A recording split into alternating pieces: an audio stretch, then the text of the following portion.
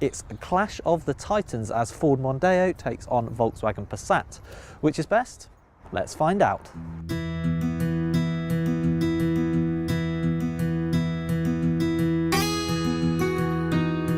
In order to do this, we'll compare the cars in 4 key areas: practicality, dashboard layout, what they're like to drive, and how affordable they'll be to buy and run.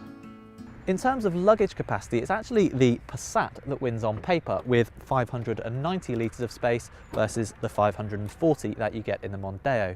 However, as a saloon, you're restricted by the narrow opening, whereas in the Mondeo you get a great big hatchback. Either way, both are enormous, and if you need more space, you could always buy the estate version, or failing that, an HGV.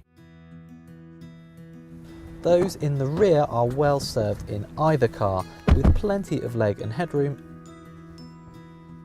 and space to fit 3 adults with ease. First blow goes to the Mondeo then. Its more practical boot helping it to score a perfect 10 out of 10 for space compared with the Passat's 9. Now let's see what they're like in the front. Right, this is the Passat, and boy is it classy in here. In fact, with these swathes of metal and soft touch materials, it's really not far off an Audi in terms of quality.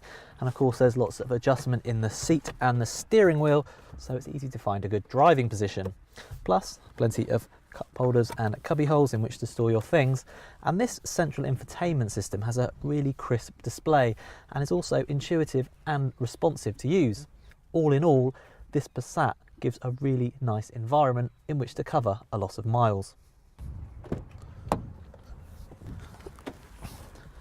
Jumping into the Mondeo, we can also see that there's a good amount of storage here. However, compared with the Passat, these materials just feel a bit cheap and nasty in places.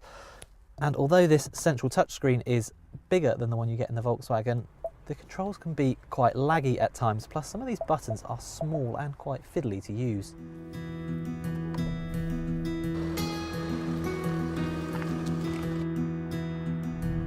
Although it might be slightly lacking in interior quality, the Mondeo makes up for it in how enjoyable it is to drive. This 2-litre diesel engine is really quite smooth, and while it might not have the mid-range punch you'd expect, it's still plenty fast enough for most situations, and that's whether you go for the 150 horsepower version or the 180 horsepower. Where the Mondeo really shines is in its ride and handling. Even on 19-inch wheels, the suspension is cosseting, but not at the expense of how much fun this car is in the corners. This steering is really beautifully weighted, and the whole car feels very agile. It really is a class act. As you can probably tell from the slightly bored expression on my face, I have now switched and I'm driving the Passat, because while the Mondeo proves that big cars can also be a hoot to drive, the Volkswagen instead places an emphasis very much on easy progress. This steering, for example, is super light and requires quite a lot of wheel twirling before much happens. Volkswagen's 2-litre diesel engine does at times sound a little bit gruff, particularly when mated with this DSG automatic gearbox. However, you do get that mid-range surge of torque that you miss out on in the Mondeo, and because the engine quietens down at speed and the suspension is soft, this makes for a very good motorway cruiser. Even so, the Mondeo has the edge for driving, although we must add that both of these cars are so big that finding a suitable parking space at the end of your journey can be a challenge.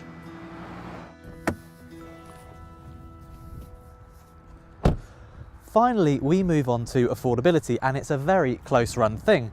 If you go for one of these 2-litre diesel models, it's the Passat that's marginally more fuel efficient. However, if you choose a 1.6 diesel, the Mondeo is more frugal. While model for model the Ford is a bit cheaper to buy, VWs traditionally hold their value better, and so should prove a slightly more prudent financial bet in the long run. What's more interesting is that cars like these are just as much in competition with the likes of the Nissan Qashqai and BMW 3 Series, which have massively eaten into their market share in recent years and are just as worthy of a place on your shortlist. But this is a head-to-head, so what wins? Well, with buying and running costs so similar, it's really too close to call. So maybe this comes down to whether you want the best interior, that is the Passat, or the car that's more fun to drive, that is the Mondeo. Overall, both score 8 out of 10, which I suppose makes this a draw. Oh, come on, we can't have a draw. Mondeo wins for me. Tell us what you think in the comments below. If you click up here, you can read detailed reviews of both of these cars at the Telegraph Cars website, and don't forget to click down here to subscribe to our YouTube channel.